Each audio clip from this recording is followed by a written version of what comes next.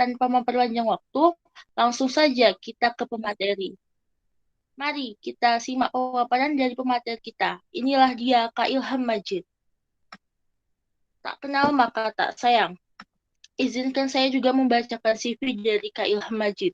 Kak Ilham Majid merupakan salah seorang mahasiswa di Universitas Brawijaya, Fakultas Matematika dan Ilmu Pengetahuan. Pengalaman organisasi beliau merupakan salah seorang anggota KSR Markas PMI Kota Cirebon pada tahun 2021 sampai sekarang. Untuk pengalaman pelatihan, pada bulan April tahun 2021, beliau pernah mengikuti operator K3 Migas PPSDM Migas Cepu. Oke, halo Kak Ilham Majid. Halo semuanya, Oh Kak, gimana nih kabarnya? alhamdulillah baik. Oh ya Kak, makasih loh ya Kak udah nyempetin untuk hari ini datang. Oh ya Kak, kalau boleh tahu kesibukan Kakak sekarang apa ya? Boleh nih ceritain Kesibukan, dulu. kesibukan saya sekarang ya seperti biasalah di relawan PMI, ya entah spraying, entah penanganan kecelakaan sama evakuasi jenazah, ya gitu-gitu aja lah. Oh ya Kak, produktif banget ya. Oh ya Kak, mohon maaf izin sebelumnya.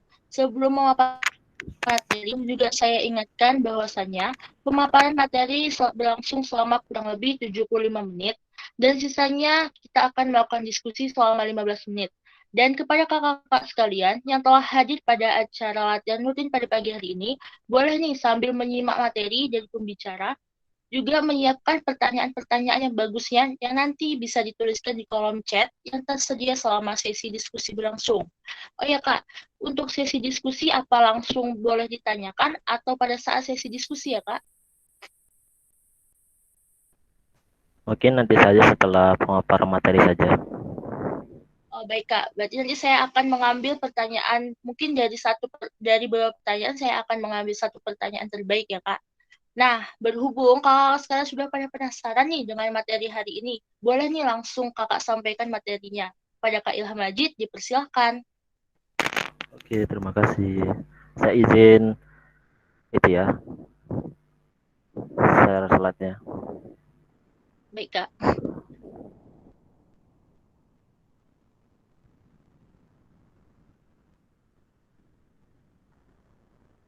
Mas sudah kelihatan? Sudah Kak.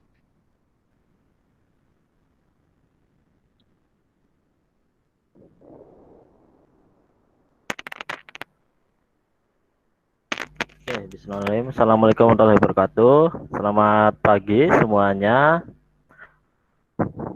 Pagi Kak. Oke, Pagi Mas Majid. kalian rajin-rajinnya pagi-pagi sudah langsung belajar ya, luar biasa. Oke, di sini saya diberi kesempatan lagi oleh SRB untuk memberikan apa materi ataupun pengalaman tentang pertolongan pertama lapangan di saat pandemi gini ya. Jadi seperti yang sebelum dijelaskan, ini beberapa CV dari saya. Emang saya dari tahun 2011 hingga sekarang emang selalu berkecimpung di dunia kemanusiaan ya, mulai dari PMR, KSR hingga PMI saat ini. Dan alhamdulillah saya sudah lulus dari UB pada bulan Januari kemarin, dan alhamdulillah besok saya wisuda. Dan mohon maaf revisi, saya dari Diklat 36 ya, bukan 38. Oh iya Kak, maaf. Oke, adapun tujuan materi pada hari ini, yang pertama dapat memahami pertama pertama secara umum, terus dapat memahami SOP PP dalam masa pandemi COVID-19, dan dapat memahami beberapa studi kasus yang sering terjadi di lapangan dan acara penanganannya. Oh ya, di sini kita sama-sama sharing aja ya, mungkin ada yang perlu di-sharingkan, ada yang ingin memaparkan pendapatnya, silahkan ya. Kita di sini sama-sama belajar kok. Lalu pembahasan materi pada hari ini ada 3 ya. Ada prinsip umum pertama, PDLGP saat pandemi COVID-19 dengan materi penilaian. Oke, yang pertama, Kalian udah pernah di Klatsar kan? Pasti masih hafal lah pengertian dari pertama-pertama. Ada yang ingin menyampaikan? Apa udah pada lupa?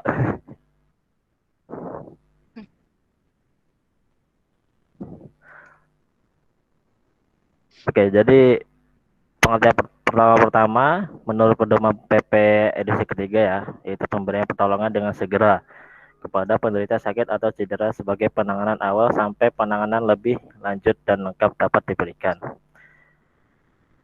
Ada dua pengertian, pertama, yang kedua ini berdasarkan IFRC First Aid Guideline tahun 2016, di mana pertama merupakan bantuan segera yang diberikan kepada orang sakit atau yang terluka sampai bantuan profesional datang. Tapi bukan hanya diberikan terkait cedera ataupun sakit secara fisik, juga perawatan awal seperti dukungan psikososial kepada masyarakat yang mengalami tekanan emosi yang dikarenakan pengalaman atau menyaksikan kejadian trauma.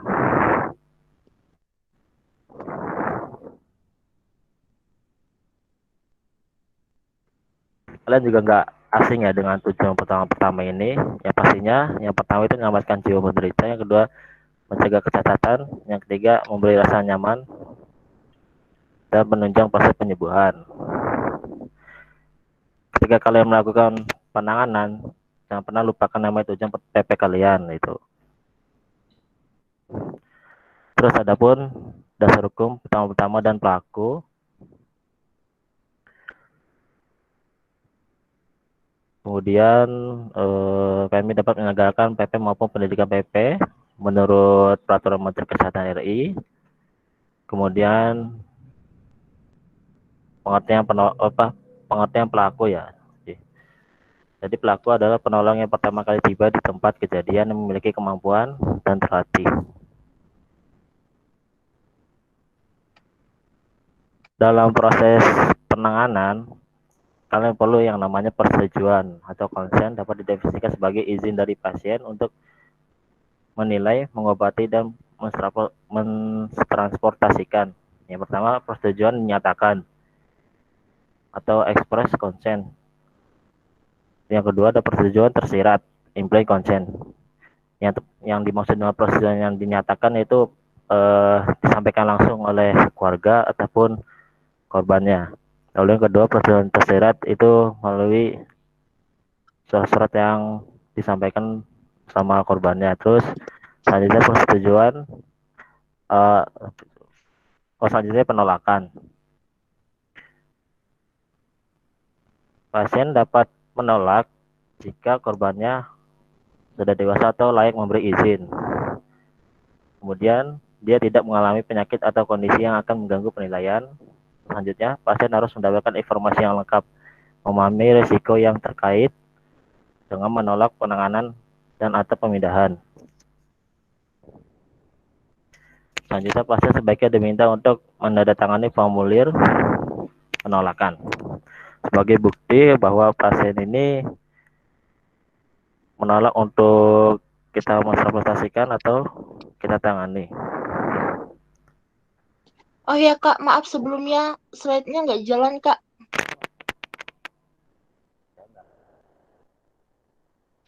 Nah, baru ganti ya.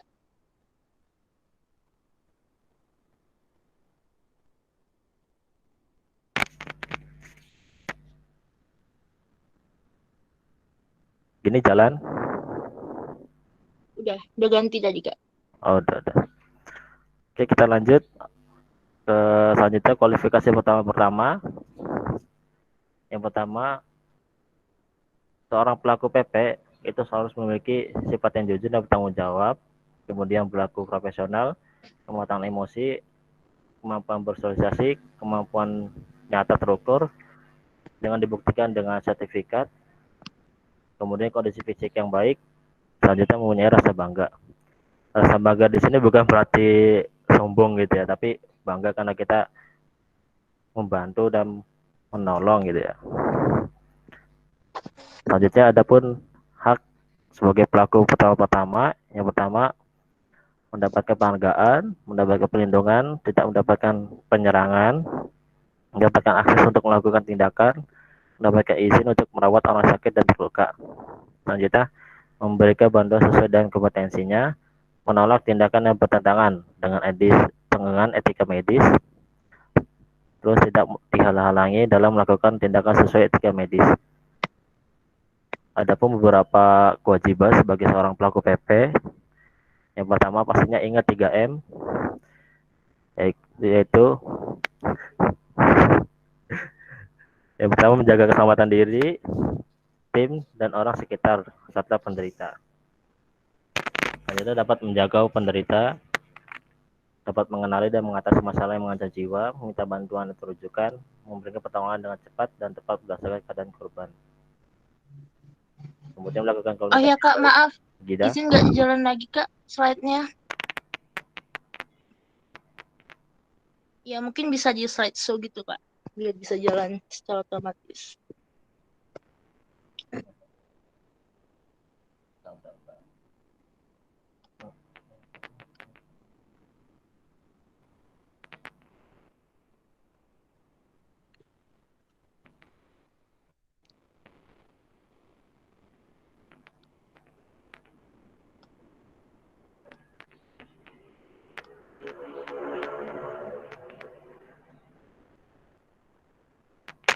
Kelihatan nggak kalau gini?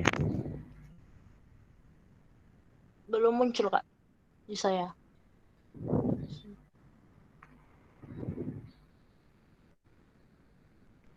Kelihatan nggak? Wah, kelihatan nggak? Dah, Kelihatan? kelihatan Kak. Bergerakan ya ke slide selanjutnya. Ya gerak. Oke, Terima kasih lanjut. Kak. Oke, selanjutnya itu pelatihan dasar sebagai pelaku PP ya. Ini minimal harus kalian miliki. Kalau emang punya, pastinya ada APD ya. Minimal satu yang latex. Gak, sekalian gak mesti bawa baju pelindung kemana-mana ya. Yang penting mah sarung tangan latex sama masker aja cukup. Terus yang lainnya ada penutup luka. Minimal ada kasa steril atau sama bandaran kasa, terus pembalut luka. Ada yang elastis ataupun yang gulung, terus sama cairan antiseptik, povidone iodin ataupun alkohol 70%. Adapun cara pembersih luka bisa digantikan dengan air bersih juga, bukan berarti air bersih yang bekas kalian minum itu jangan ya, karena itu bekas mulut kalian. Kemudian peralatan stabilisasi ini gak mesti kalian bawa kemana-mana ya, minimal di tempat cek kalian juga ada lah, pasti di 90. Ada gunting, purba, pinset, dan pen light. Terus dalam kita melakukan penanganan di suatu tempat, kita harus memastikan manajemen keselamatan kita, tim ataupun korbannya. Yang pertama yang harus diperhatikan penilaian kondisi bahaya secara cepat, terus penilaian korban, bertindak terhadap keamanan dan melakukan dukungan.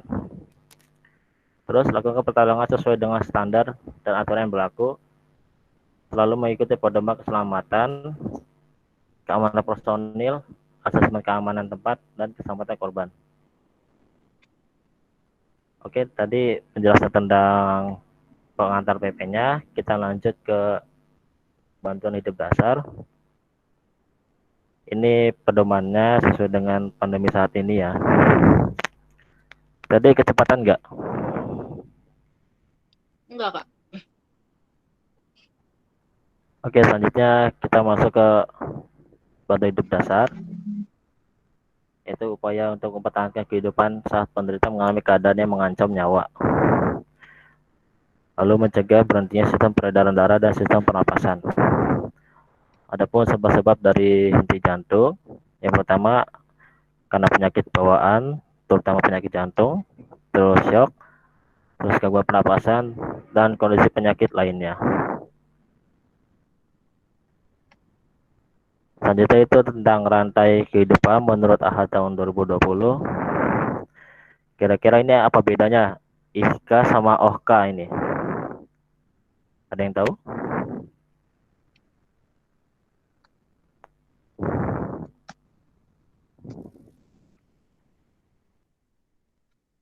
Kalau yang IK ini kita melakukan perawatan bantu hidup dasar ketika dalam rumah sakit ya. Yang misal OK itu yang di luar rumah sakit. Karena kita hanya sebagai apa pelaku pertama bagi apalagi KSR itu terutama di bagian luar rumah sakit ya. Dan ini pedomannya baru tahun kemarin. Selanjutnya urutan rantai kehidupan menurut AHA. Yang pertama itu ada gambar HP yang digenggam ya. Jadi yang pertama itu segera kenali tanda dari henti jantung dan aktifkan sistem respon emergensi. Kemudian yang kedua, segera lakukan RGP, perhatikan efektivitas kompresi dada. Terus yang ketiga, defibrilasi segera jika ada indikasi. Yang keempat, penanganan terpadu oleh petugas terlatih yang tersertifikat ACLS minimal. Kemudian yang kelima ini, yang gambarnya orang tertidur, itu perawatan pos henti jantung terintegrasi di ICU atau CVCU. Selanjutnya perawatan dan dukungan selama pemulihan. Jadi yang nomor 1 itu kita bisa dipandu langsung oleh rumah sakit selagi perjalanan menuju lokasi kejadian. Kita dibimbing langsung untuk melakukan kompresi dada ya. Kemudian ataupun risiko henti napas atau jantung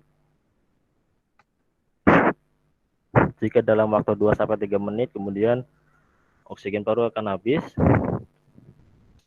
Terus 2-3 menit kemudian oksigen dalam paru pun habis. Terus 2-3 menit selanjutnya oksigen dalam darah habis. Kemudian jika jantung berhenti, peredaran darah berhenti dan otak tidak menerima darah lagi. Setelah sampai 5-10 menit kemudian semua sel otak mati. Jadi ini adalah golden time ya ketika kita melakukan BDRGP. Terus tanda gejala henti jantung. Yang pertama tidak sadar, tidak bernapas, gasping atau agonal, napas terengah-engah atau tidak teratur. Ingat golden time, setiap menit sangat berharga bagi orang yang mengalami serangan jantung.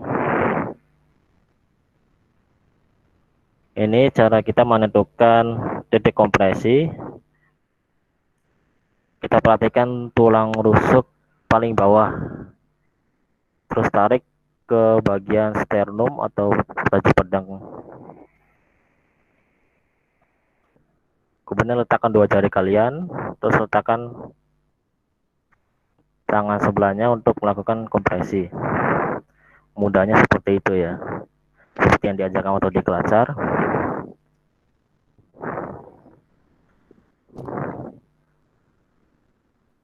Nah, adapun rapat evaluasi untuk melakukan BDRGP yang pertama, ketika tidak ada napas, tidak ada nadi, maka lakukan kompresi dan ventilasi sebanyak 30:2.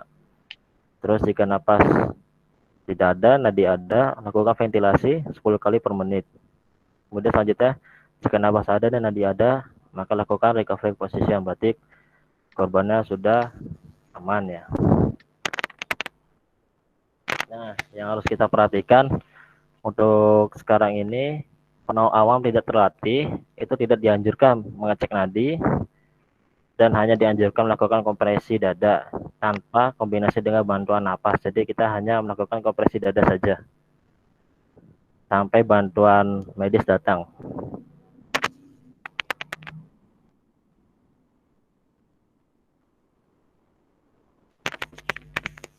Lanjutnya keterlambatan dan melakukan resusitasi. 4 menit kemudian akan terjadi mati klinis, yaitu kerusakan sel-sel otak tidak diharapkan. Kemudian 6-10 menit kemudian akan terjadi mati biologis, yaitu sudah mulai terjadi kerusakan otak. Lebih dari 10 menit hampir dipastikan terjadi kerusakan sel-sel otak atau dikatakan sudah meninggal gitu ya. Tapi kita sebagai relawan tidak dianjurkan untuk menyatakan kalau dia itu meninggal.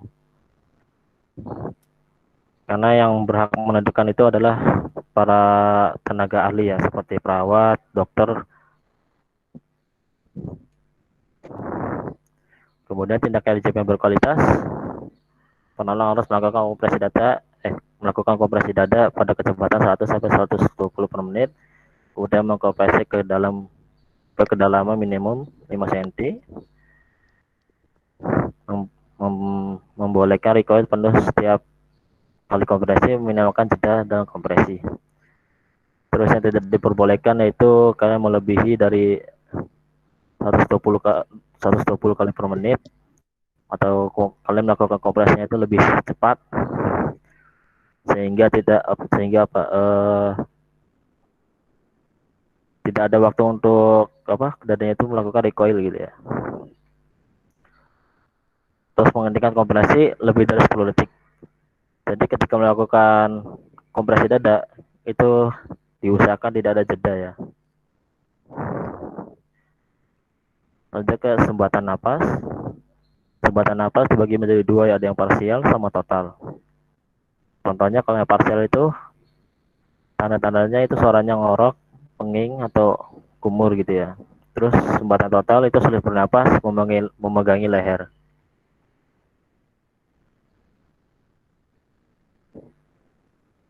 Jadi ini skema dari sumbatan total ya. Itu terdapat ganjelan di bagian lehernya. Terus cara mengeluarkan sumbatannya itu dengan teknik Heimlich maneuver, dengan menekan di bagian antara pusar dengan sternum, kita tekan di situ. Nanti untuk caranya nanti saya tampilkan videonya. Kalau yang Heimlich maneuver ini ketika korban itu sadar, terus ketika korban tidak sadar kita melakukan chest thrust, hampir mirip dengan melakukan BD LGP. Bedanya tidak diberi napas buatan ya, nanti malah sumbatannya masuk lagi. Nah, yang paling penting ketika kita memanggil bantuan, ketika korban itu emang henti jantung, kita harus meminta untuk membawa AED ya. Karena itu akan sangat membantu kita untuk melakukan pertolongan.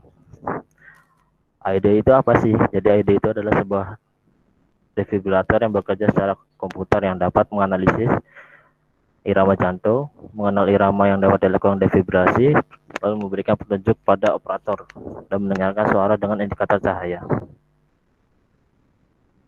Nah, ini beberapa bentuk jenis dan AED yang ada di 90 ini. Yang tengah atas ini loh, yang kuning ini, itu ada di login kalau nggak salah. Tapi yang petnya itu udah kadaluarsa. Saya pernah lihat itu. Lumayan rektorat mencairkan logistik sampai segininya.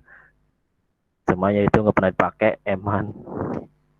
Terus selanjutnya itu penilaian bahaya ketika kita menggunakan AED ya. Ini sebagai pengetahuan saja.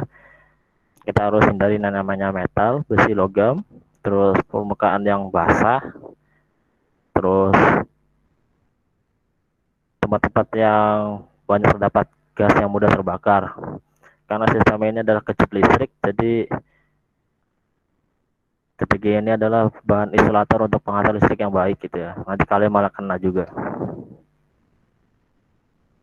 Ketika kita melakukan AED atau kita harus membuka bajunya ya. Mulai dari perhiasan juga di area dada, terus lepas semua obat seperti koyo ataupun plester. Kemudian kita harus, kalau yang bagian cowok itu biasanya ada bulu ya di bagian dada itu, kita harus cukur. Biasanya di AED itu ada alat cukurnya sendiri kok, langsung disediakan. Terus tidak boleh basah dadanya, kemudian pasang padnya. Untuk lebih jelasnya seperti ini ya. Jadi kalau pakai AED itu lebih mudah. Jadi kita tinggal tombol on, ikuti instruksi dari AED-nya seperti apa. Misalnya pasang pad, padnya juga ada tandanya, misalnya pasang di kiri ataupun di kanan, terus ditempelkan seperti apa, itu tinggal kita lihat saja. Terus tempatkan ID di samping korban dan dijauhkan dari tempat-tempat yang emang permukaannya basah. Pencet tombol on, kemudian bersihkan bagian dada korban, pasang pedal pad kanan dan kiri. Kemudian setelah pasang pad, ID akan menganalisis irama jantung dan kita dilarang untuk menyentuhnya. Jika kita ingin mengkejutkan dengan ID, kita tidak boleh menyentuh korban karena nanti listriknya akan mengalir juga ke kita. Jadi ketika kita ingin tekan tombol shock, pastikan area sekitar clear ya, tidak ada yang nyentuh, termasuk penolongnya. Setelah ID itu di shock, nge-shock jantung korban, kemudian ID akan menginstruksikan kita untuk melakukan kompresi lagi. Ini habis ini itu tidak apa-apa, tidak nyetrum karena tadi sudah setrum duluan. Lalu sambil dianalisis sama ID, kemudian korban pun akan bisa bernapas lagi. Untuk videonya seperti ini.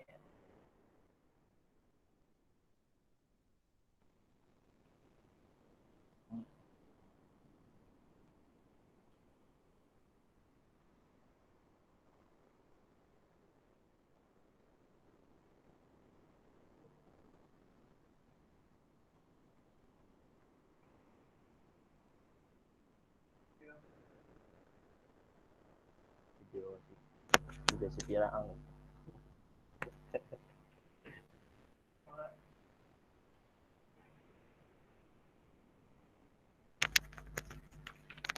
Oke, tunggu bentar ya, ini lagi loading.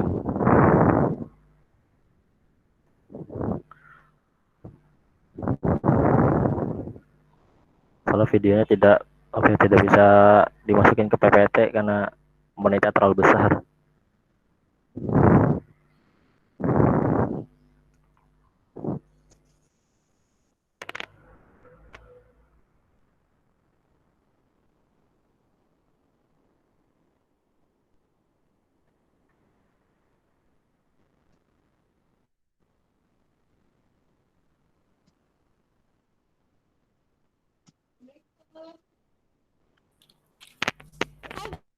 It's your friends over at Action First Aid. It's been 6 months since you've taken the last training. Do you remember what to do?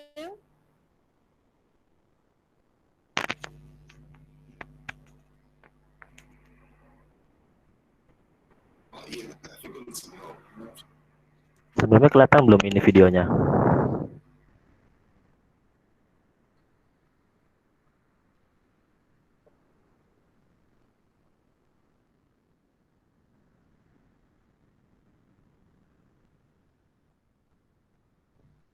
Bring it back to me as soon as you can.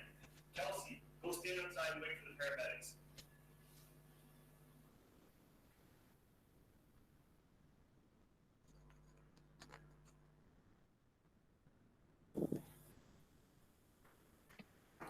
One, two, three, 11, 12, 13, 14, 15, 16, 17, 18, 19, 20.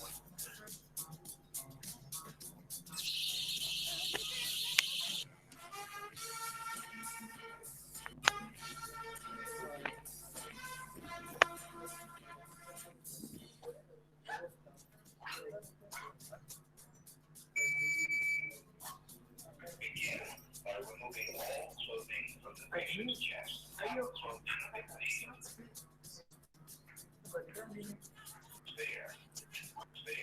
pads. Stop. Remove protective cover and take out white and place pad exactly as shown in the picture. Nah kita tinggal dengarkan saja instruksi dari ID-nya ya, tadi menginstruksikan untuk memasang padnya ini.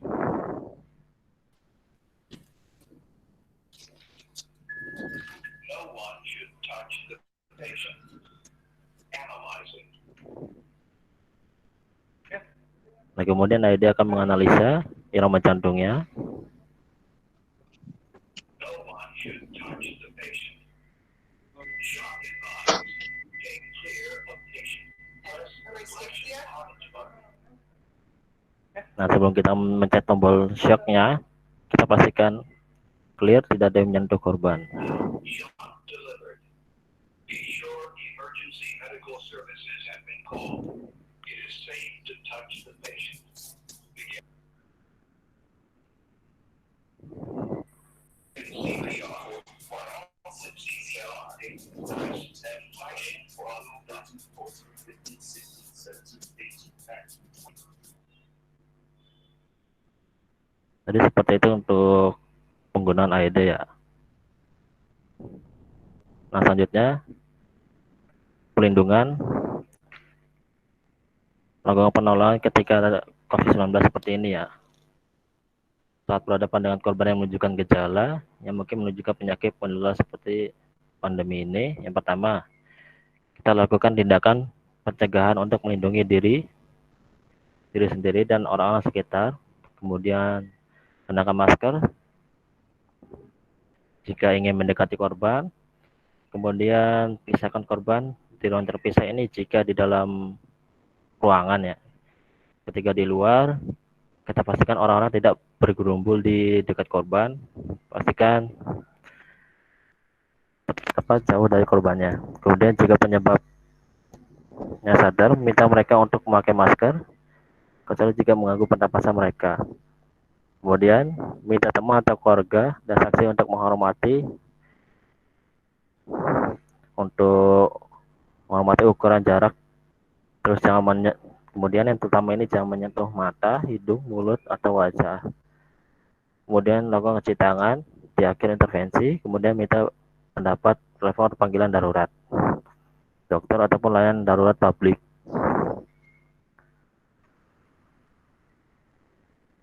Lalu cara menangani gagal jantung ketika COVID-19, pastinya lindungi diri menggunakan masker dan sarung latex.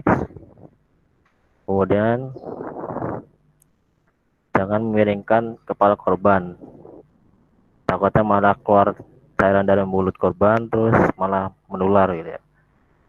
Terus jangan mencoba membuka mulut. Terus pastikan korban masih bernapas dengan memeriksa apakah sakit perut dan dada mereka meningkat.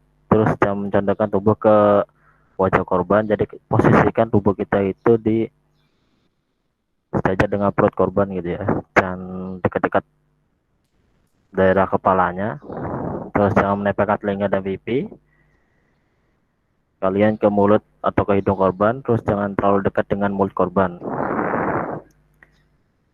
Terus jangan lakukan mulut ke mulut gitu ya. Lakukan resusitasi sampai dibebaskan oleh layanan darurat. Maksudnya ini kita diizinkan, ini maksudnya itu kita diizinkan untuk melakukan operasi dada sampai bantuan medis itu tiba di lokasi. Kemudian penanganan pertama dapat melakukan mulut ke mulut ketika emang mereka itu tinggal dalam satu rumah yang sama dengan korban, sudah berbagi istilahnya sudah udah berbagi resiko kontaminasi atau resiko terbatas. Jadi bukan kita yang melakukan, tapi orang-orang yang satu rumah dengan korban.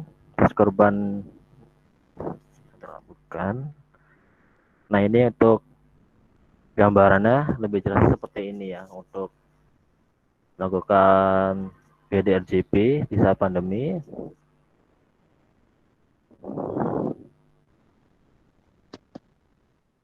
Yang pertama, periksa keadaan sekitar, terus aktifkan sistem emergency. Kita tidak diperbolehkan buka jalan napas, apalagi periksa napas juga jangan. Kemudian langsung lakukan titik kompresi dada 30 kali atau sampai korban itu sadar. Terus dilarang kita buka jalan napas ataupun memberikan ventilasi. Biar lebih aman kita bisa gunakan AED ya. jika ada. Untuk lebih jelasnya ada di video.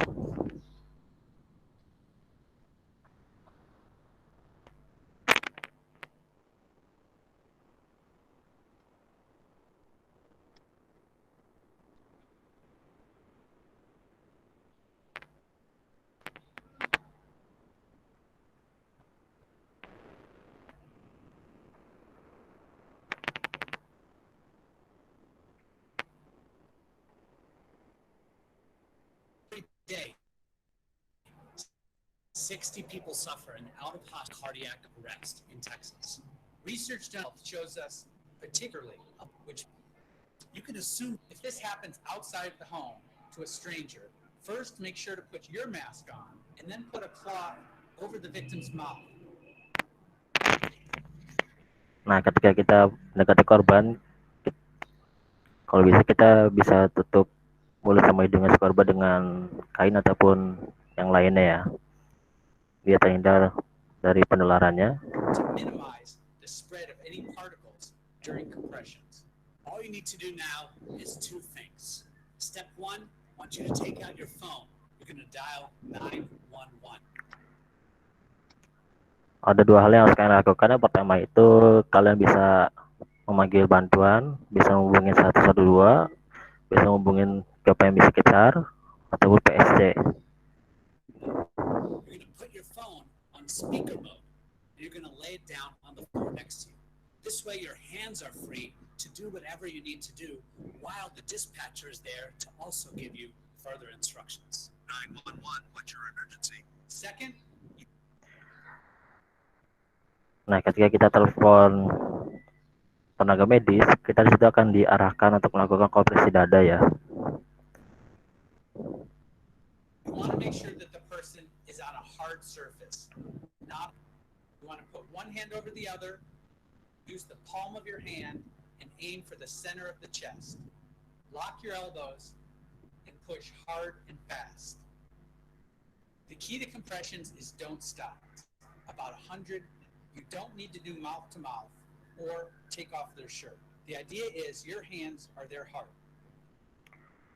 Nah, pada saat kita bakal kompresi dada, kita dilarang untuk menyentuh langsung gitu ya dengan kulit dengan kulit.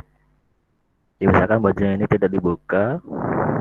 Terus dilarang untuk lakukan ventilasi mulut ke mulut. And if you stop, even briefly, there's no blood flow. Remember, you cannot mess this up, and you will not hurt the person. The only mistake is not starting CPR. Be sure to keep going. In children, they want you to do them at a rate cycle over and over again. So just remember, if you see someone suddenly collapse and they're not breathing normally, call 911 and put your phone on speakerphone. Next, put one hand over the other, lock your elbows, aim for the center of the chest, and push hard and fast. And don't stop until professional help arrives. The only way that you can mess this up is not trying. So now you have all the information.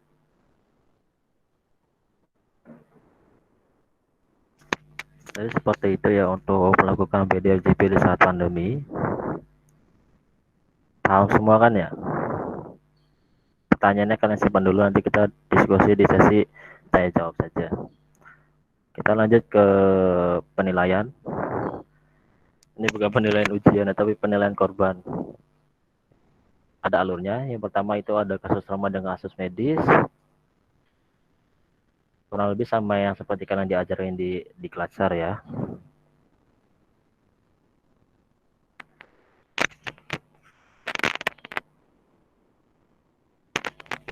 Nah, selanjutnya coba perhatiin gambar ini. Berikan penilaian kalian tentang kasus kecelakaan mobil ini. Menurut kalian apa yang terjadi nih? Apakah korban masih hidup atau tidak? Terus bagaimana kondisinya? Ada yang bisa memberi pendapat?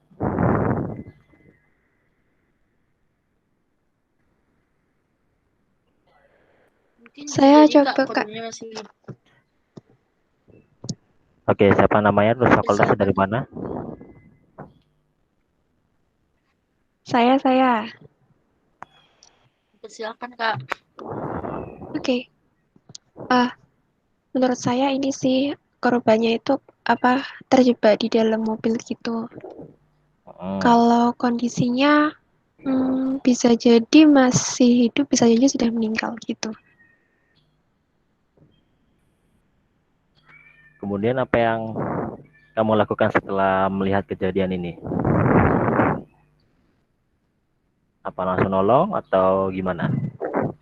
Kalau misalnya saya langsung panggil tenaga medis.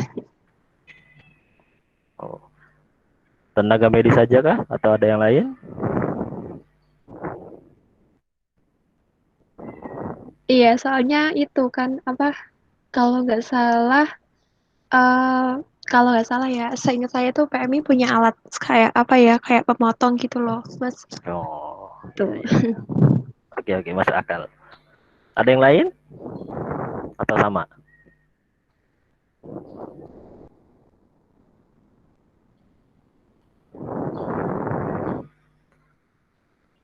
Oke, bisa kita lihat nggak kejadiannya? Sudah dipastikan itu meninggal ya, karena udah hancur remuk rantak seperti itu. Kemungkinan kecilnya emang korban masih sadar ya, itu kemungkinan kecil. Bisa jadi seperti ini ya nantinya ya. Itu tabrakan bisa dilihat juga dari kondisi kendaraannya ya. Ketika kita melihat kecelakaan itu, kita lihat dulu bentuk bentuk dari kendaraannya itu, penyok dari manakah, depan atau samping atau belakang. Terus kita lihat dalamnya, terus kita saut masih sadar nggak orangnya di dalam. Terus pastinya juga kita minta bantuan, dan hanya kita minta bantuan ke PMI saja, kita juga butuh bantuan ke bagian polisi untuk mengamankan jalan, terus ke bagian laka lantas untuk melakukan pembebasan korbannya itu dari dalam. Bisa juga ke bagian damkar, barangkali mobilnya itu akan meledak kan, bisa langsung dipademin. Bisa panggil juga bagian SAR, karena kayaknya sih di setiap PMI tidak semuanya ada sih alat STKC untuk memotong kendaraan ya. Oke, bagus tadi pendapatnya ya. Oke, selanjutnya, nah seperti ini ya, kita harus pastikan selalu minta bantuan. Pastiin di HP kalian itu menyimpan nomor-nomor emergency call, mulai dari PMI kah atau PSC, BPBD, polisi, damkar. Itu akan bermanfaat kok. Misalkan kalian emang takut untuk menolong, setidaknya kalian bisa membantu melalui meminta bantuan. Selanjutnya ada perdarahan dan shock, ada 3 ya perbedaannya. Pertama ada perdarahan arteri, yaitu darahnya itu kayak akan oksigen, terus darahnya itu memancar mengikuti irama nadi, terus warnanya itu merah segar karena masih akan kayak O2. Terus selanjutnya itu perdarahan kapiler, itu keluarnya perlahan, hampir mirip dengan perdarahan vena. Terus ada perdarahan vena, itu darahnya masih kayak kan CO2, darahnya akan berwarna gelap, keluarnya itu merata gitu ya, seperti ini. Jadi ini berguna ketika kalian untuk melakukan pertolongan ketika emang kasusnya itu trauma. Nah, gimana sih teknik penanganan pendarahan? Ingat TT aja, tekan pada titik tekan itu di bagian lukanya, tutup menggunakan tasar. Kemudian kita tinggikan, bukan berarti diangkat ya badannya, cukup ditinggikan saja yang bagian yang luka. Kemudian tekan,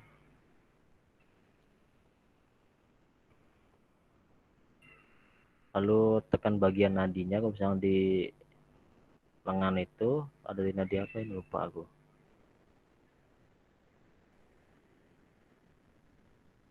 Nah, kemudian kita ke shock ya. Shock itu terjadi bila sistem peredaran darah gagal mengirimkan darah yang mengandung O2 dan bahan nutrisi ke organ vital, misalnya otak, jantung, paru-paru. Adapun penyebab Shock yang pertama kegagalan jantung, memompa darah, kehilangan darah atau cairan tubuh dalam jumlah besar, pelebaran pembuluh darah yang luas. Oke, selanjutnya kita ke kasus trauma yang seperti ini. Kira-kira gimana sih penanganan kalian dalam menangani kasus yang seperti ini? Ada yang bisa menyampaikan pendapatnya?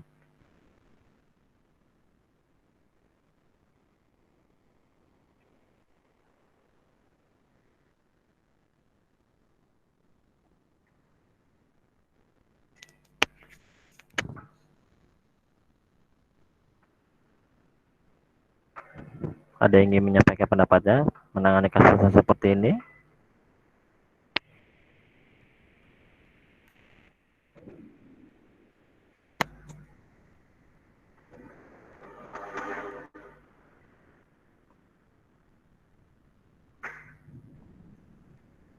Ayo Kak, yang mau jawab dipersilakan, jangan malu-malu ya. Atau pada takut lihat darah seperti ini? Mas Ajit, saya coba boleh nggak? Oke. Boleh Kak, dipersilakan. Iya, iya. Oh ya, Mbak, perkenalkan dulu ya. Perkenalkan, nama saya Cika Indah dari Diklat 39. Kak, maaf ya kalau salah, soalnya agak lupa-lupa dikit gitu. Kalau menurut saya ini kan patah tulang terbuka ya, Mas. Iya. Nah itu kayak diberi apa ya namanya, kayak cincin gitu, cincin di tengahnya. Iya, Terus iya. habis itu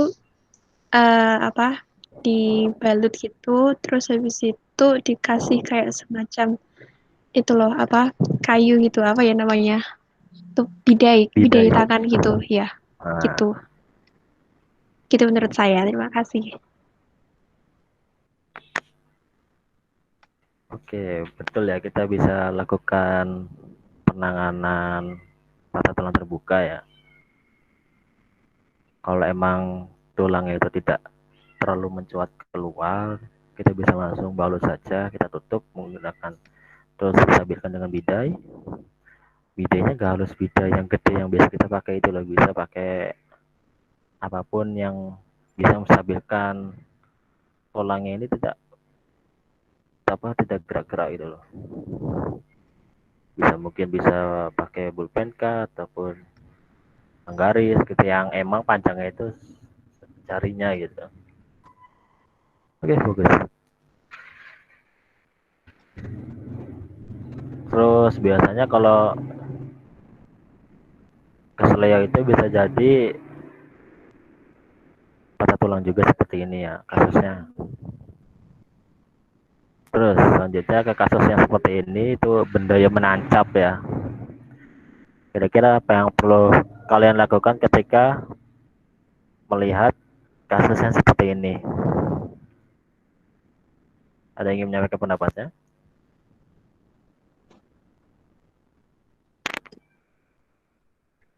Ayo Kak, dipersilakan, jangan malu-malu ya.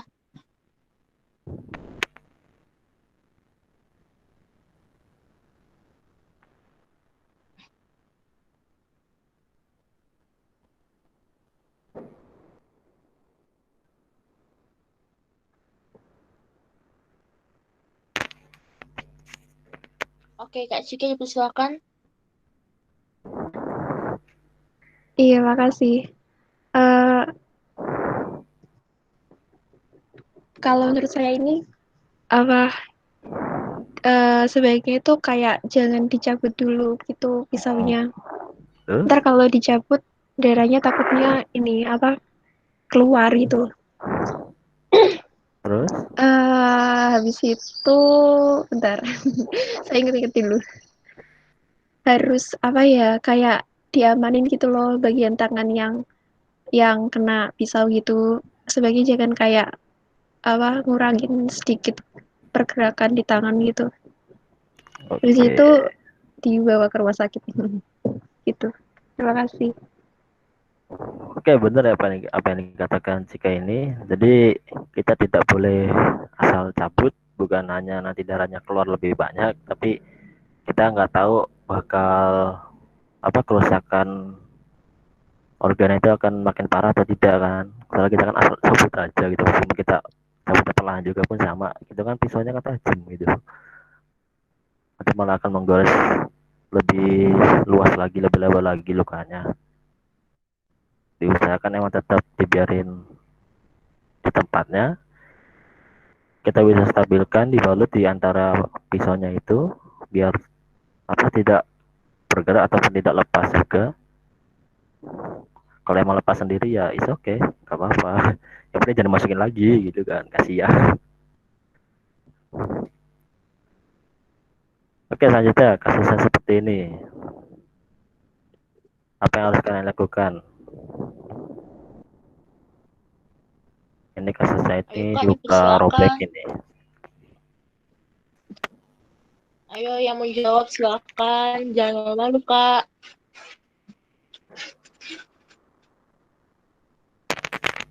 Ayo yang dari Diklat 40, ada yang ingin menyampaikan?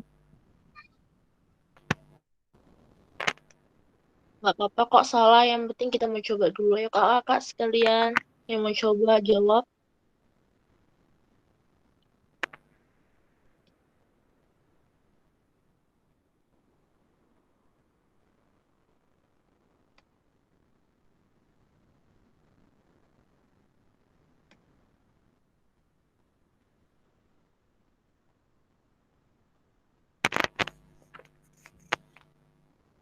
Ketika kita melihat Mungkin pada lupa nih Kak, ada dah.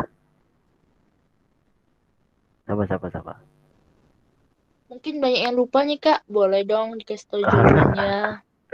Oke. Jadi kalau kalian melihat kasus lukanya emang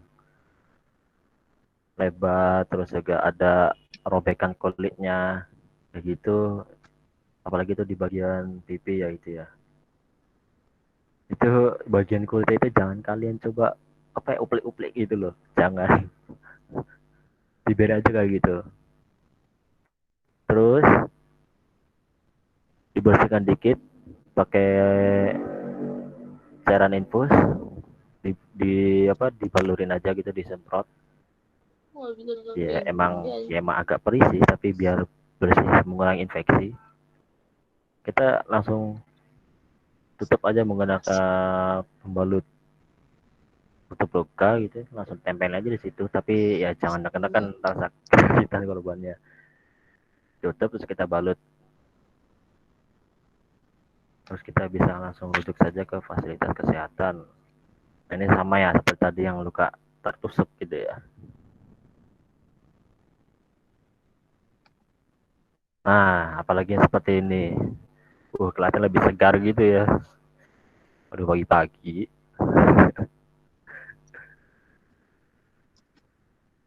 Kira-kira ini kenapa ya korbannya? Ada yang tahu nggak? Bisa memperkirakan kenapa ini korbannya? Terus ini lukanya di bagian mana nih? Ada yang mau ngasih pendapat?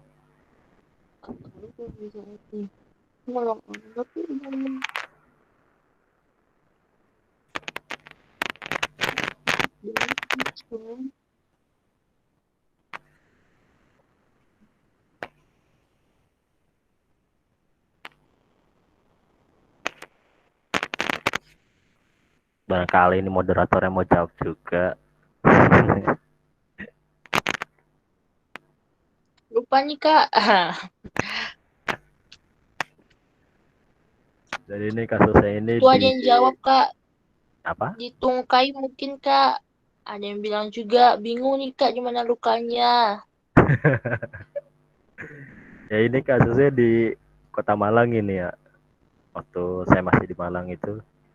Ini kasusnya di Oh, ya ini di bagian tungkai ini nih. wah bener nih. Di tungkai bawah. Lupa ini di bagian kanan atau kiri ini. Jadi itu tuh jatuh terus kena bagian motor itu. Terus robek. Kalau lagi lima ya udah langsung aja tutup, balut, dan langsung bawa aja ke fasilitas kesehatan. Ya emang agak menjijikkan sih, tapi ya mau gimana lagi, kita mau bersihin juga susah, lebar gitu kan sampai dalam-dalam. Sampai lemak-lemaknya kelihatan.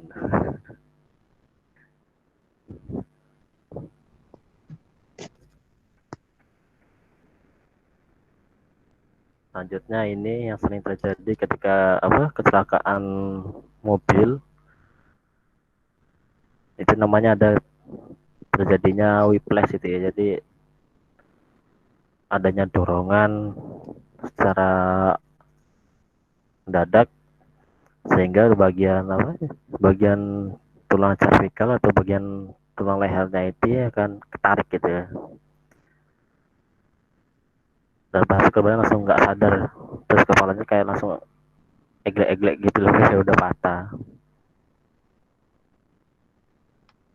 Ini biasa sering terjadi ke misalnya kecelakaan mobil gitu. Oke, kita bisa lihat video yang kasusnya seperti ini. Karena berhubungan mau Idul Adha ya, jadi kita harus hati-hati jangan sampai seperti ini.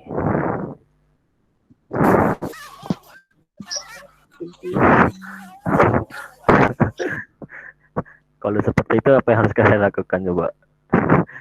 Tiba-tiba langsung ditendang sapi sih, terus korban langsung nggak sadar.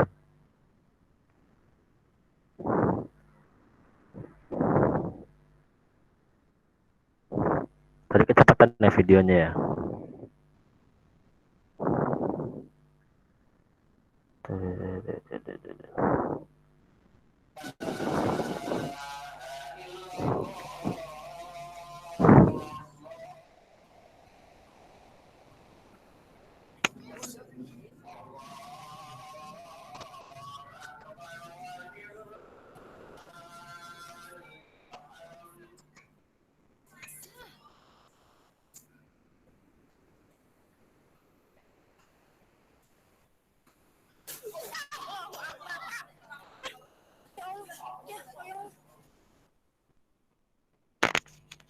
Nah, kalau udah seperti tadi itu ada kemungkinan besar itu bagian tulang rusuknya itu udah patah itu tuh ya.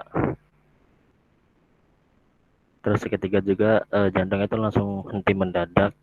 Terus dapat bisa dilihat juga tadi bapaknya langsung gak sadar gitu tiba-tiba gitu ya. Tapi kita bisa langsung dicek dulu itu keadaan bapak itu ada nadi atau apa ada atau enggak gitu kan.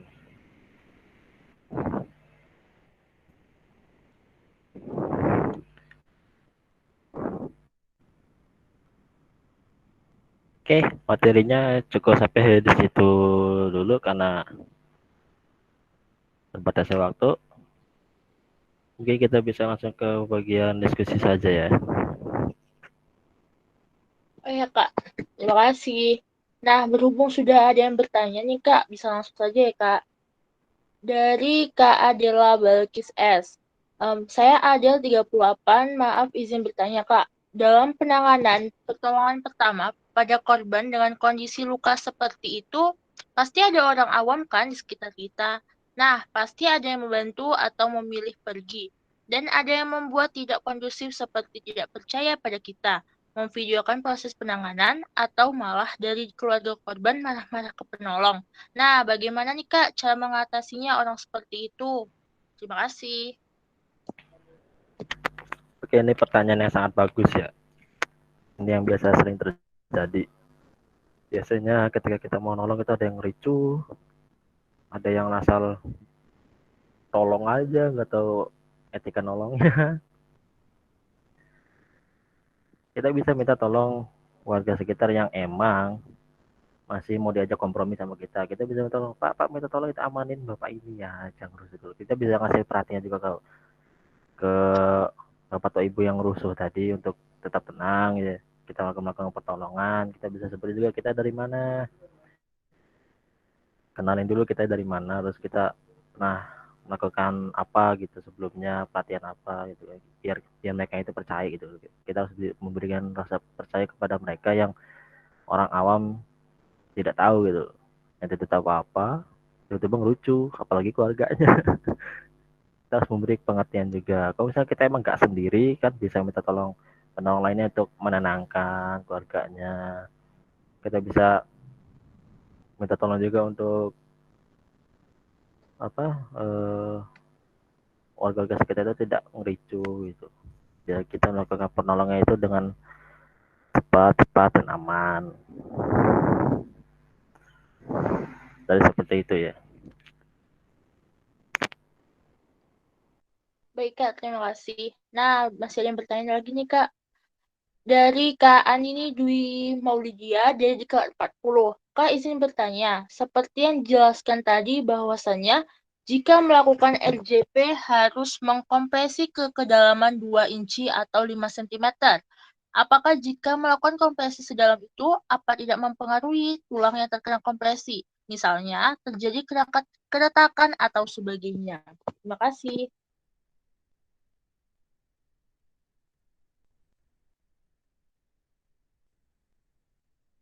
Halo Kak Ilham. Oke, paham ya.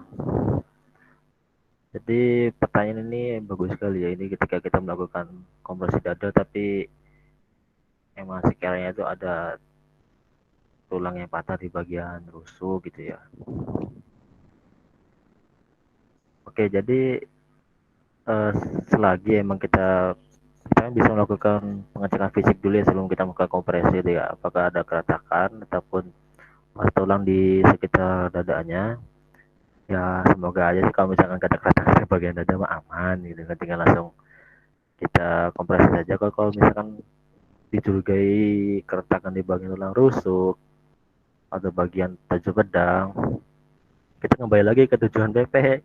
Yang pertama, kita harus menyelamatkan jiwa korban. Kita kan nggak tahu itu tulangnya itu bakal menusuk jantung atau paru. Nah, itu kan kita nggak tahu kan. Yang penting kita sebisa mungkin korban itu bisa bernapas kembali, jantungnya juga normal lagi. Kalau emang masih belum pasti, ya udah kita tunggu aja petugas tenaga ahli yang lain untuk bawa AED, karena AED kan lebih aman juga kan, tinggal tempel tekan tombol langsung selesai gitu kan, langsung diarahkan pula. Jadi seperti itu ya untuk pertanyaannya. Baik Kak, terima kasih. Nah, untuk Kak Cika Indah tadi sudah raise hand. Apa yang mau ditanyain Kak? Iya, mohon izin saya ingin bertanya ya. Ya, kenalkan dulu ya. Kenalkan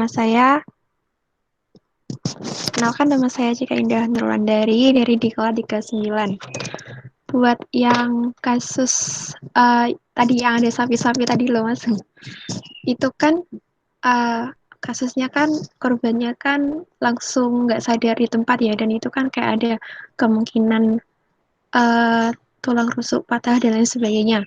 Nah, itu tuh penanganannya tuh korbannya apa harus diamankan terlebih dahulu di tempat aman, maksudnya kayak dimobilisasikan dulu ke tempat aman, atau langsung penanganan di tempat Mas. Soalnya kan kalau menurut saya kalau penanganan di tempat kan sapinya itu kan kayak gak bisa dikondisikan gitu loh, sulit dikondisikan gitu.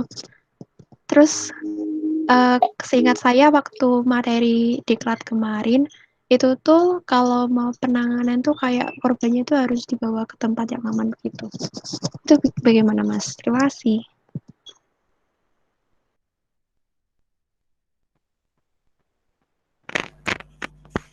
Oke, pertanyaan yang bagus ya Cika ya. Jadi kalau udah kasus seperti itu emang udah nggak unsafe condition itu ya, udah nggak aman itu bagi kita untuk melakukan penanganan. Ya ada dua kemungkinan sih, kita bisa di tempat aman atau bisa di tempat yang langsung di situ. Kalau misalnya kita langsung penanganan di situ, kita bisa minta tolong untuk warga sekitar untuk menarik sapinya lebih jauh. Ya kalau bisa, kalau nggak bisa ya udah kita mobilisasi korban itu ke tempat yang lebih aman tapi yang nggak jauh-jauh juga gitu Mas ya. dibawa ke rumahnya kan nggak mungkin juga, kita ya bisa di pinggirnya itu jauh, agak jauh dari sapinya gitu kan, terus kita langsung melakukan penanganan. Kan ingat kan ada penilaian apa aja, ada pemeriksaan fisik, terus ada penilaian awal segala macamnya. Jadi begitu ya.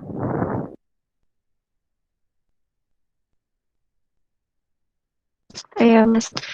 Oh ya, paham. Sama satu lagi mau tanya. Eh kalau misalnya ya kasusnya itu kayak kecelakaannya itu kayak yang digambar-gambar tadi itu yang kecelakaan fisik sampai yang berdarah-darah itu loh kayak ketusuk terus apa dan lain-lain. Nah itu kalau misalnya kasusnya itu terjadi di anak kecil. Nah anak kecil kan kayak rewel gitu kan Mas. Nah itu gimana Mas cara penanganannya? Oke, kalau misalkan kasusnya itu anak kecil ya, emang sih ini nih yang agak sih merepotkan. Emang kalau sudah seperti ini, kita bisa bujuk pakai apa ya? Biasanya anak yang mereka sukai gitu loh. Terus kita diusahakan anaknya itu tidak melihat lukanya gitu. Soalnya anak kecil itu biasanya kalau udah ngeliat darah itu kan histeris dan itu pasti nangis-nangis itu tuh, rewel udah. Jadi kita bisa apa, kasih apa yang dia suka juga, misalkan dia, tapi bukan berarti kita harus beliin mainan juga ya, enggak. Kita bisa bujuk anak kecilnya, terus juga diusahain jangan sampai anaknya itu ngelihat lukanya di bagian tubuhnya gitu loh, jangan ngeliatin darahnya juga, so dia pasti akan histeris itu tuh.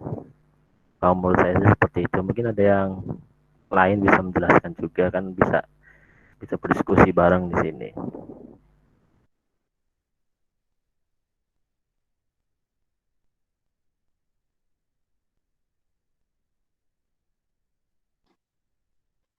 Oke, untuk Kak Cika apa sudah cukup atau ada memberikan feedback? Ya sudah cukup kok. Terima kasih Mas Majid. Sama-sama. Oh ya Kak, saya mau ingatkan kembali untuk kakak sekalian yang belum mengisi absen bisa untuk mengisi absen terlebih dahulu ya. Nah, Kak masih ada pertanyaan nih dari Kak Adela. Nah, Kak izin bertanya lagi, bagaimana menangani situasi saat keluarga korban yang menuntut kita, para penolong yang sudah memberikan pertolongan pertama dengan prosedur yang tepat, ketika si korban ini meninggal dalam perjalanan menuju rumah sakit. Terima kasih.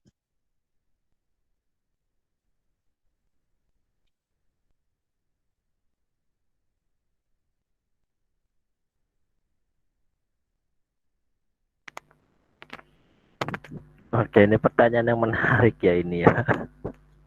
Emang bahaya sih. Di sini kan kita kan nggak tahu juga di dalam ambulan itu seperti apa ya. Tak emang jaraknya itu jauh atau emang parah banget korbannya kan.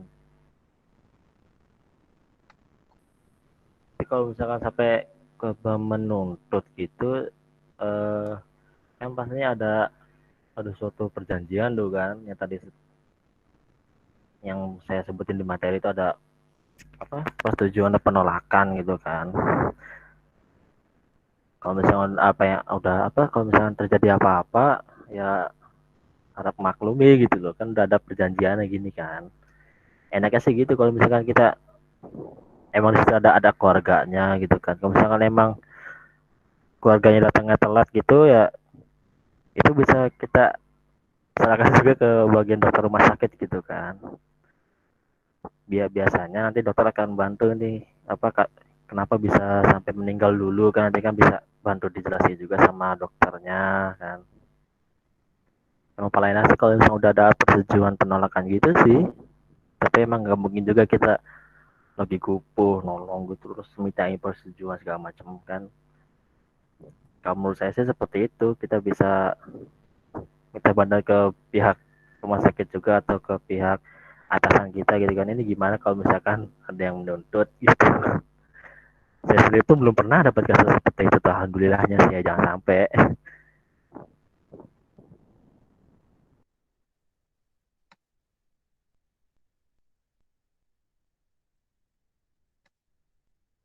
Baik, Kak, terima kasih. Nah, gimana nih kakak sekalian? Pada masih penasaran nggak? Kalau masih, bisa langsung ditanyakan langsung nih, mumpung masih ada ahlinya.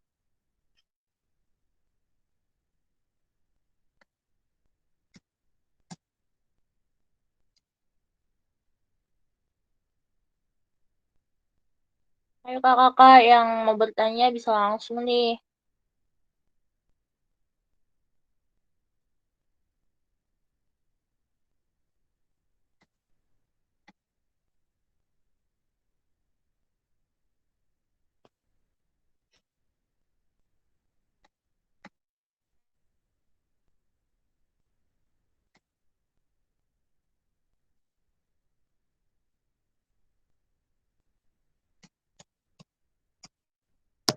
Saya boleh izin bertanya?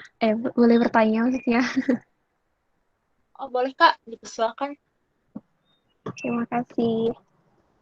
Ya, mau tanya, kalau misalnya kayak terjadi kecelakaan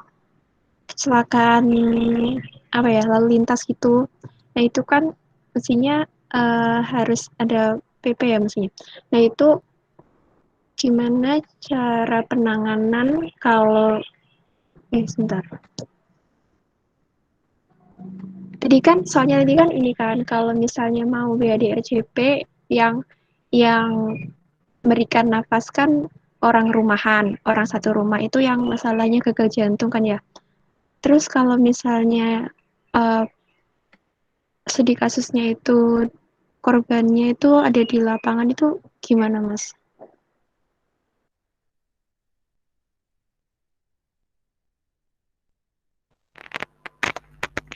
Oke, jadi saya mau jawab ya. Jadi kalau misalkan emang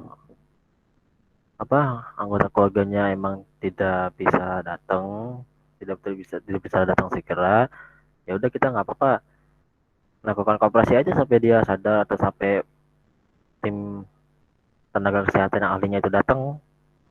Kita juga tidak bisa memaksakan langsung melakukan wah ini harus dikasih rapat buatan nih, nggak bisa, karena ingat ada protokol kesehatan juga yang harus kita patuhi. Kan tidak boleh kita dekati bagian area wajah, terus kita tidak boleh bersentuhan langsung gitu kan. Meskipun kita pakai latex juga kan, nah jangan sampai sentuhan langsung kan, bahaya juga. Ya itu bisa menyesuaikan kok dengan kondisi. Kalau misalnya emang tidak bisa ya tidak bisa dipaksakan. Kalau misalnya tenaga medis sudah datang itu kita bisa menggunakan alat namanya itu ambu bag atau BVM ya, bentuknya kayak balon gitu loh buat memberi napas buatan. Itu ada kok. Biasa tim ambulan tuh ada bisa bapak ambu bag namanya tuh. Kalau kita orang awam ya udah nggak apa-apa, kita lakukan kompresi aja sampai dia sadar, sampai dia udah batuk-batuk gitu kan, berarti tandanya kan udah sadar gitu kan. Gak apa-apa gitu saja kok, itu sudah sangat membantu.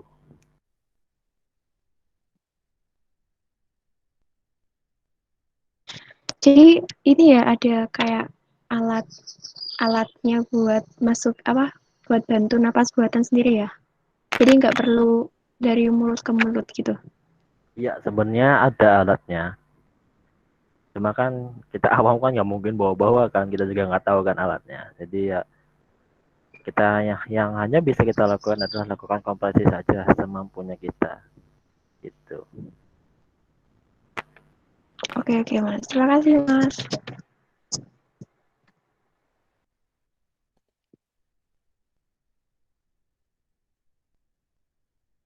Nah Kak, terima kasih untuk Kak Cika. Kak Ilham Majid, berhubung dengan waktunya sudah selesai, maka izinkan saya untuk menyampaikan kesimpulannya dulu ya Kak. Oke, silakan. Baik, tadi telah disampaikan oleh Kak Ilham Majid tentang mengenai pertolongan pertama. Apa sih pertolongan pertama itu? Pertolongan pertama yaitu pemberian pertolongan segera kepada penderita sakit atau cedera atau kecelakaan yang memerlukan penanganan media dasar. Kemudian pelaku pertolongan pertama itu pertama kali yang tiba di kejadian yang memiliki kemampuan dan terlatih dalam penanganan medis dasar. Tujuannya yaitu untuk menyelamatkan jiwa penderita, kemudian mencegah cacat, dan yang terakhir memberikan rasa nyaman dan menunjang proses penyembuhan. Kewajibannya untuk pelaku pertolongan pertama yaitu menjaga keselamatan diri, anggota tim, penderita, dan orang sekitarnya. Kemudian dapat menjangkau penderita dan dapat mengenali dan mengatasi masalah yang mengancam nyawanya. Kemudian ada alat pelindung diri atau APD. Beberapa APD antara lain, yang pertama sarung tangan lateks, kemudian kacamata pelindung, baju pelindung, masker penolong. Nah, itu merupakan beberapa kesimpulan yang dapat saya sampaikan. Untuk selanjutnya, kita akan melakukan sesi dokumentasi ya kakak-kakak. Yang belum on cam bisa langsung on cam, Kak.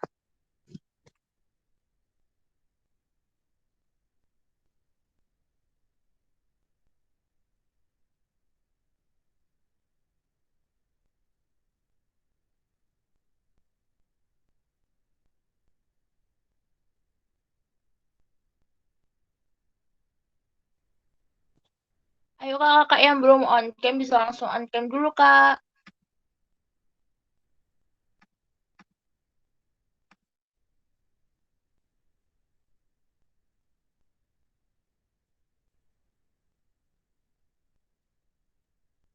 Oke, saya bantu untuk memberikan aba-aba ya, Kak. Kita akan melakukan 3 kali foto.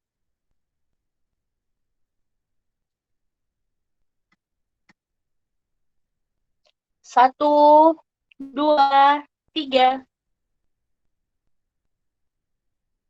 Oke, untuk kedua. 1, 2, 3. Dan untuk terakhir, 1, 2, 3. Terima kasih. Oke. Nah, terima kasih untuk Kak Ilham Majid yang udah menyempatkan waktunya untuk hadir di sini. Semoga ilmunya mendapatkan berkah dan sukses selalu ya, Kak. Oke, sama-sama. Mohon maaf juga tadi banyak yang nongol-nongol juga tadi ya. Emang nakal anak-anak Apa-apa, sini. Kak. Soalnya kebetulan lagi di markas PMI juga. Oh iya, Kak. Oke. Nah, tanpa terasa kita sudah di penghujung acara. Sebelumnya izinkan saya untuk menyampaikan sebaik pantun. Pergi berlibur ke Gunung Rinjani, mendaki gunung yang sangat tinggi. Cukup sekian untuk hari ini. Jangan lupa ilmu yang dapat untuk dibagi. Terima kasih atas perhatiannya. Saya Balkis Nazila Husna Zunaidi, pamit undur diri dan tentu saja bertemu di kegiatan berikutnya. Saya kembalikan kepada MC. Terima kasih.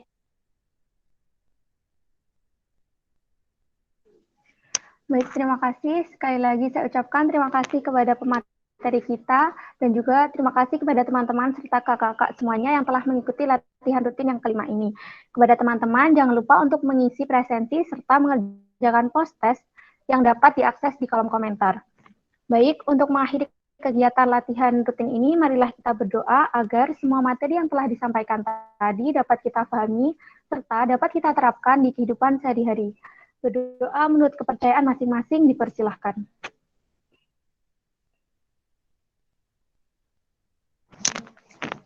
Berdoa dapat dicukupkan. Sekian dari saya, mohon maaf apabila ada kurang lebihnya, dan terima kasih atas perhatiannya. Wassalamualaikum warahmatullahi wabarakatuh. Waalaikumsalam warahmatullahi wabarakatuh. Waalaikumsalam warahmatullahi wabarakatuh. Terima kasih semuanya.